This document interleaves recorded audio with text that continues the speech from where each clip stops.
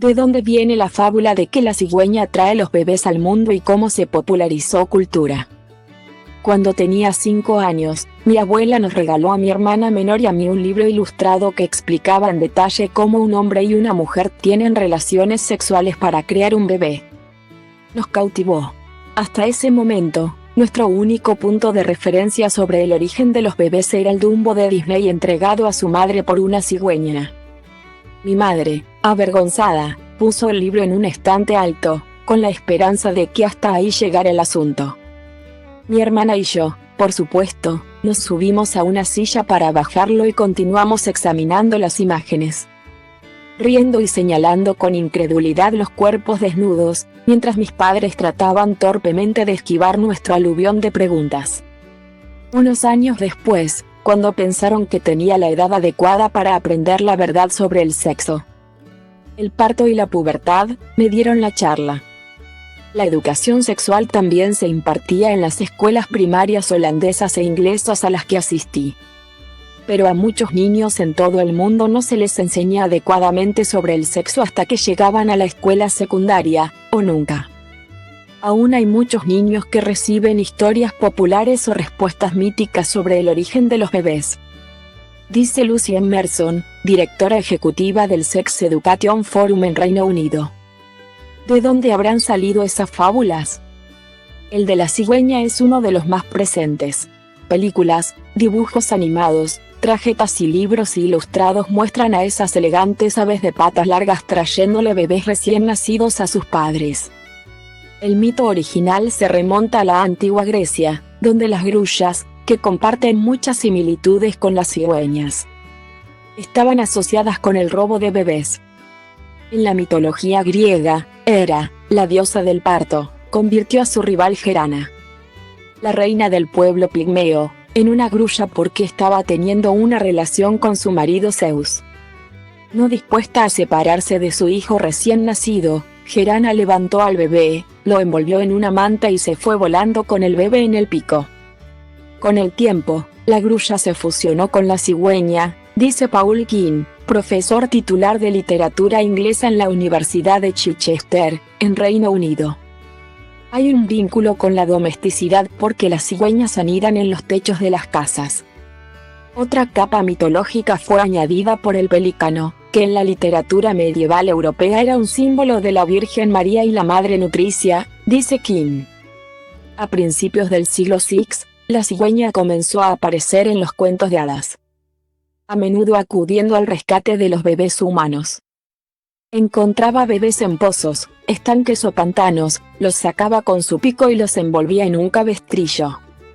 Cuenta Marina Warner, profesora de inglés y escritura creativa en Birkbeck College, Universidad de Londres. Esa versión fue popularizada por el cuento Las cigüeñas de Hans Christian Andersen, 1839. Según el cuento de Andersen, hay un estanque en el que yacen todos los niños chiquitines, hasta que las cigüeñas van a buscarlos para llevarlos a los padres. Los lindos pequeñuelos duermen allí, soñando cosas tan bellas como nunca más volverán a soñarlas. Todos los padres suspiran por tener uno de ellos, y todos los niños desean un hermanito o una hermanita. Pero hay un giro cruel: a los niños que se portan mal, las cigüeñas les llevan un hermanito muerto como castigo. A pesar de este horrible final, la historia de Andersen se extendió rápidamente por el mundo. En su forma benigna, el mito de la cigüeña aún persiste en la cultura popular. Hasta el día de hoy, la Nebuflammeusnuchae, una marca de nacimiento común en la piel de los recién nacidos causada por malformaciones en los vasos sanguíneos, todavía se llama coloquialmente mordedura de cigüeña, resaltando la influencia del cuento. Una confluencia similar de creencias antiguas y aprensión de los padres se esconde detrás de otro colorido mito sobre de dónde vienen los bebés, la idea de que crecen en huertos de coles o repollos. El mito posiblemente se origina en varias creencias y prácticas en torno a las plantas y la fertilidad. En Escocia, era común que los niños pusieran hojas de col fuera de sus casas para pedirle a las hadas que les trajeran un hermano. Dice King. Y las mujeres solían comer repollo para ser más fértiles y tener buenos embarazos. En francés, El término cariñoso para un niño pequeño es mon petit chou, mi pequeño repollo. Al igual que el niño rescatado por la cigüeña, el bebé que nace en repollos se encuentra en la naturaleza y se descubre como parte del mundo natural, dice Warner. Cuentos similares de niños que crecen en jardines y huertos existen en todo el mundo. Como un mito popular japonés entrañable sobre un niño que emerge de un melocotón. Para los padres, ofrecían una manera de explicar cosas a sus hijos que de otro modo no podrían explicarles, dice King. Muchos padres no entendían su propia anatomía, así que les habría costado explicarle los hechos a sus hijos, señala Warner. Los cuentos los sacaban de apuros. Aunque la cigüeña sigue siendo un motivo popular en las tarjetas de felicitación y los regalos. Puede ser difícil imaginar a los padres del siglo XX tratando de persuadir a sus hijos de que así es como nacen los bebés.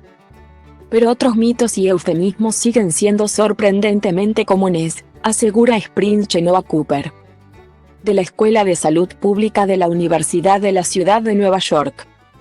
Una de las razones es simplemente que muchos padres todavía no saben bien cuándo y cómo hablar del tema. Pero esos eufemismos pueden ser confusos para los niños, dice Emerson. Además, a los padres les puede resultar difícil corregir la historia más adelante y admitir que mintieron. Y, subraya Cooper, cuando la gente hace suposiciones basadas en mitos y desinformación, el resultado puede ser perjudicial.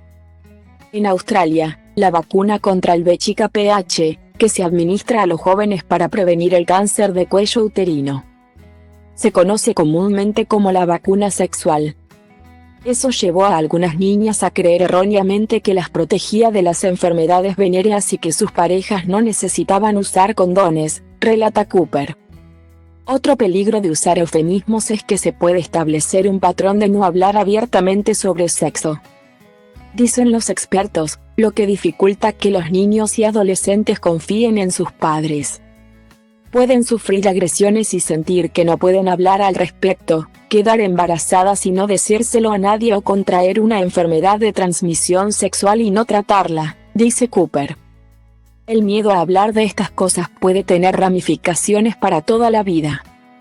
Las escuelas, por otro lado, no necesariamente resuelven lagunas y malentendidos. Si los padres están pensando si no digo nada, lo entenderán cuando lleguen a la escuela. Probablemente ese no sea el caso, advierte Emerson. Parece que mi abuela tenía razón entonces al regalarme ese libro ilustrado sobre sexo y bebés. Pero para los padres que no pueden imaginar ese nivel de franqueza y detalles fácticos, los investigadores sugieren comenzar poco a poco, con charlas breves y sencillas en lugar de una gran conversación. Se trata de darse cuenta de que se presentarán muchas oportunidades para darles a sus hijos un poco de vocabulario sobre sus cuerpos y también sobre sus emociones, dice Emerson. Por ejemplo, si un niño pequeño pregunta cómo nacen los bebés, basta con decir que el bebé crece en la barriga de la madre y sale por la vagina. No hay que explicar las relaciones sexuales. Simplemente proporcionar una respuesta fáctica que no sea una invención. Cada vez que un niño te haga una pregunta sobre sexo, respóndela de manera muy simple y directa, recomienda Cooper. No es necesario que los sientes y los sermonees durante una hora, eso podría intimidarlos y llevar a que no vuelvan a preguntar más al respecto. Los conceptos vitales como el consentimiento y los límites se pueden enseñar desde el principio. ¿Significa eso que no hay lugar para historias encantadoras sobre cigüeñas y repollos en la cultura paterna moderna? No, pero los podemos disfrutar por lo que son, coloridas hazañas de la imaginación, transmitidas por generaciones anteriores, y,